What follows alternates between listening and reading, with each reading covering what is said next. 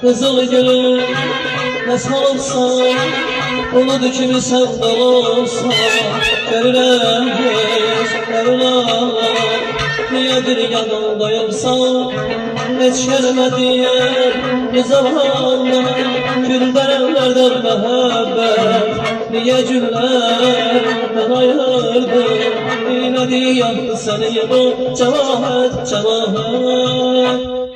Kızıl gülümün rengine sarıldı, çalan azlar yüreğimi de kaldı. Kızıl gülümün rengine sarıldı, çalan azlar yüreğimi de kaldı. Ağlayır günler senin haline, yanır bülbüller bu ehvaline.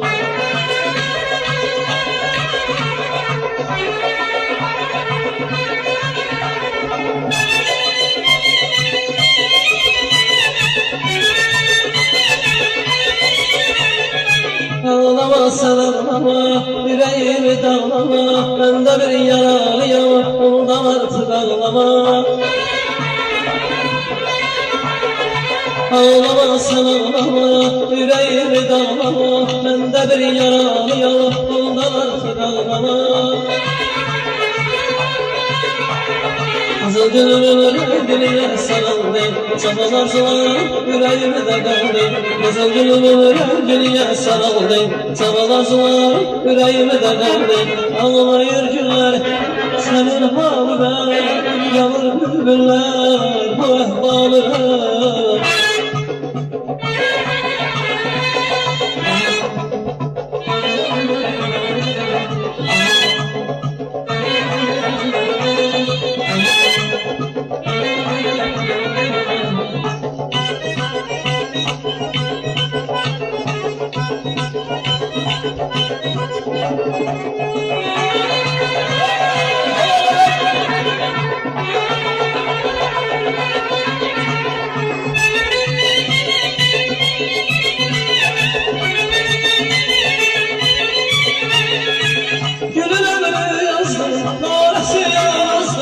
Kızıl gülün sözünü kitaba kimi yazdı, kitaba kimi yazdı.